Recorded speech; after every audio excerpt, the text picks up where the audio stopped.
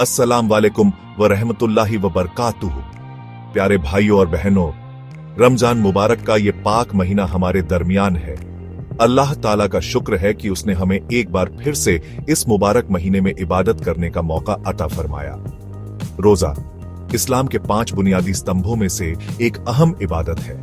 रोजा सिर्फ भूखे प्यासे रहने का नाम नहीं है, बल्कि यह हमें संयम, धैर्य और त्याग की सीख देता है। रोजा हमें अल्लाह की राह में अपनी नफ्स पर काबू पाने का हुनर सिखाता है। लेकिन कई बार अनजाने में हमसे कुछ ऐसी गलतियां हो जाती हैं जिनकी वजह से हमारा रोजा टूट जाता है। आज हम इस वीडियो में रोजा टूटने के विभिन्न कारणों के बारे में विस्तार से जानेंगे, ताकि हम अपने रोजे को सही तरीके से रख सकें और अल्लाह की रहमत व बरकत हासिल कर सकें। तो आइए शुरू करते हैं रोजा टूटने के कारणों की जानकारी।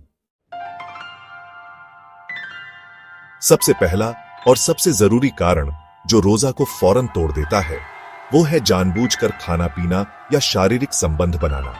अगर कोई रोजेदार जानबूझकर बिना किसी उज्र के कुछ खा लेता है, पी लेता है या पति पत्नी एक दूसरे से शारीरिक संबंध बनाते हैं, तो उनका रोजा टूट जाता है। ऐसे में उन पर कफारा भी लाजिम आता है। कफारा यानी लगातार 2 महीने रोजा रखना।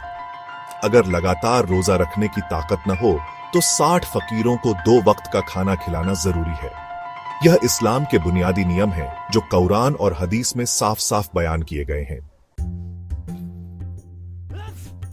धूम्रपान करना भी रोजा तोड़ने वाला एक अहम कारण है। आज के दौर में बहुत से लोग सिगरेट, बीड़ी या हुक्का पीते हैं। चाहे धुआं गले तक पहुंचे या न पहुंचे, धूम्रपान करने से रोजा टूट जाता है और यह हराम है। इसी तरह पान या तंबाकू खाना भी रोजा तोड़ देता है। पान में अक्सर सुपारी और दूसरी चीजें मिलाई जाती हैं जो मुंह में घुल जाती हैं। ये चीजें शरीर के अंदर जाकर रोजे को बातिल कर देती हैं। रमजान में अक्सर लोग पूछते हैं कि क्या च्यूइंग गम चबा सकते हैं या कोई मीठी गोली मुंह में रख सकते हैं। देखिए, इस्लाम में नियम साफ है। अगर कोई चीज मुंह में रखी जाए और वह घुलकर गले से नीचे चली जाए तो रोजा टूट जाता है, चाहे वह च्यूइंग गम हो, मीठी गोली हो या कोई टॉफी हो। अगर वह घुलकर पेट में जाती है तो रोजा बातिल हो जाता है। इसलिए रोजे की हालत में ऐसी चीजों से परहेज करना चाहिए। कई बार ऐसा होता है कि दांतों के बीच कोई चीज फंस जाती है, जैसे रोटी का टुकड़ा या सब्जी का दाना। अगर आप उसे निकालकर फिर से खा लेते हैं तो आपका रोजा टूट जाता है। इसी तरह अगर दांतों से खून निकले और वह गले तक पहुंच जाए तो 2 स्थितियां हैं। अगर खून की मात्रा ज्यादा हो और उसका स्वाद गले में महसूस हो तो रोजा टूट जाता है। लेकिन अगर खून कम हो और उसका स्वाद महसूस न हो तो रोजा नहीं टूटता। अगर कोई रोजेदार जानबूझकर नाक में दवा डाले, कान में तेल डाले या इंजेक्शन लगवाए तो उसका रोजा टूट जाता है। रोजे में गरारे करने की इजाजत तो है, लेकिन गरारे करते समय अगर पानी गले से नीचे चला जाए तो रोजा टूट जाता है। इसी तरह अगर कोई रोजेदार सोते समय अनजाने में कुछ खा पी ले या बारिश का पानी उसके मुंह में चला जाए और वह गले तक पहुंच जाए तो उसका रोजा टूट जाता है। चैप्टर 7, थूक, बलगम और रंग। थूक निगलने के बारे में भी इस्लाम में साफ हिदायत मौजूद है। अगर कोई व्यक्ति दूसरे का थूक निगल ले या अपना थूक हाथ में लेकर फिर से निगल जाए तो उसका रोजा टूट जाता है। इसी तरह अगर कोई पान खाकर उसका रंगीन थूक निगल ले या मुंह में रंगीन धागा रखने से थूक रंग जाए और उसे निगल लिया जाए तो उसका रोजा टूट जाता है। चैप्टर 8, आंसू और पसीना। अगर आंसू या पसीना मुंह में आए और उसे निगल लिया जाए तो 2 स्थितियां हैं।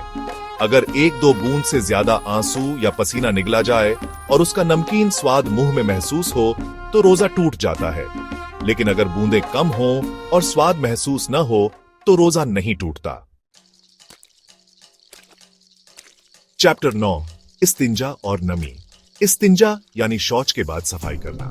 अगर शौच के बाद इस्तिंजा ठीक से न किया जाए और जिस्म पर नमी रह जाए तो उस नमी के शरीर के अंदर चले जाने से रोजा टूट जाता है। चैप्टर 10, कान में दवा या पानी। कान में दवा डालने से रोजा टूट जाता है, क्योंकि यह शरीर के अंदर पदार्थ पहुंचाने के समान है। इसी तरह अगर कान में पानी चला जाए तो यह भी रोजे को बातिल कर सकता है। उतरो रमजान मुबारक। तो प्यारे भाइयों और बहनों, ये थे रोजा टूटने के कुछ अहम कारण। रोजा इस्लाम के 5 बुनियादी स्तंभों में से एक है। इसकी पवित्रता बनाए रखना हर मुसलमान का फर्ज है। रमजान का ये मुबारक महीना हमें नेकी कमाने और अल्लाह की राह पर चलने का मौका देता है। छोटी छोटी लापरवाहियों से बचें और अगर कोई गलती हो जाए तो अल्लाह से तौबा करके कज़ा रोजे रखें। अल्लाह हमें सच्चे दिल से रोजे रखने की तौफीक दे। आमीन। जज़ाकल्लाहु खैरन।